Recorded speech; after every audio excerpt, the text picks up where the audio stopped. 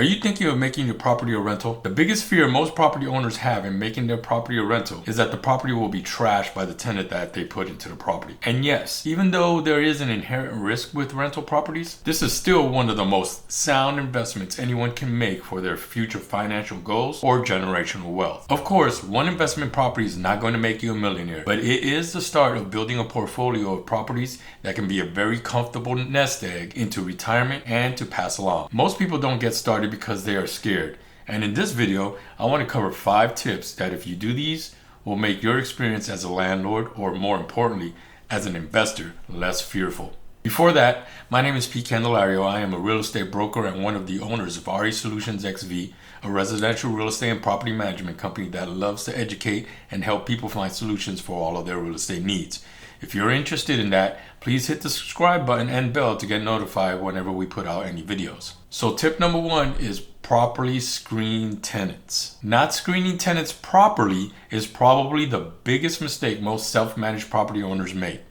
If you do not properly screen a tenant at the beginning, this may come back to bite you in the butt. There are prospective tenants out there that only look for properties that are being managed by the owners, as they know that some owners will not screen them correctly. They may give the property owner a sob story, and many owners fall into this trap. In my 10 plus years of doing property management, we have had several property owners come to us after they have placed individuals into the property, and it has cost them thousands of dollars in getting them out and in repairs to get the property back on the rental market. As an investor, you need to remember that this is your business and your livelihood, and you need to protect it. There are several screening companies that you can find on the internet that can help you with this. For us, as a property management company, we are looking at credit, employment, income verification, rental verification, and criminal history.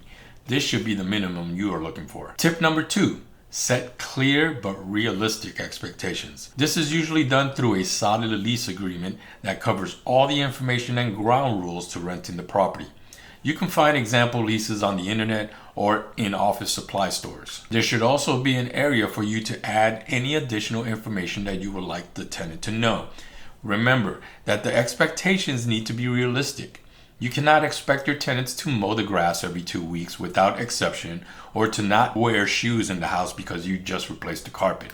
When you are leasing the property, you are giving them full use of the property as they see fit, as long as it is not anything that violates the lease agreement. Now, I will tell you that most people will not read the lease or any other documents you give them. So if there is something really important that you want them to know, verbally relate that to them and refer to the section of the lease. Tip number 3.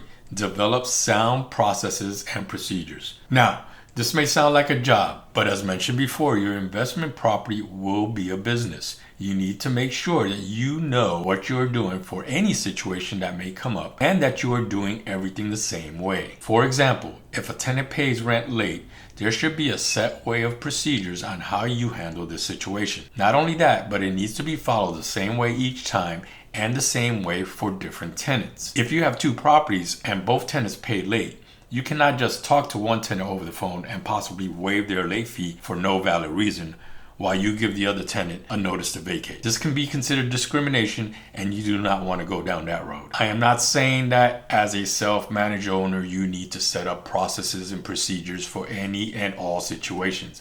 But as you go through some situations, think about how you can standardize it if it would happen again. Tip number 4. Keep sufficient reserves. This is probably the second biggest mistake made by most new landlords. They are only looking at the mortgage they have to pay and what they want to get in rent. Of course, they want to not only pay the mortgage, but also to have some extra money coming in from the rent payment. Unfortunately, they don't save this money or reinvest it into the property. Maintenance issues are going to happen, and it will need to be taken care of. Unlike when you lived in the home and could defer some of the maintenance because you can just live with it, that is not the case with rentals. There are repairs that may be required if it affects the health and safety of a tenant. Not only that, but if you maintain the property by keeping up with maintenance requests and general preventative maintenance, the more likely it is that the tenant will also maintain the property in good condition. This of course takes money in reserves so that you do not have to pull out that credit card to fund these maintenance issues. And finally, tip number 5, outsource. Having and managing a rental property can be a full-time job, and that is why management companies like ours exist. But I'm not talking about that right now. What I am talking about is not doing your own maintenance, cleaning, budgeting, or rent collect. Many owners take on all these tasks to include their own maintenance at the property. And you may be able to do the maintenance, but remember that you have to schedule the time with the tenant to perform this maintenance. And what if it's something that needs to be done right away, like an emergency maintenance call? Or cleaning a property right before the tenant moves in or moves out? Is it worth your time to do this?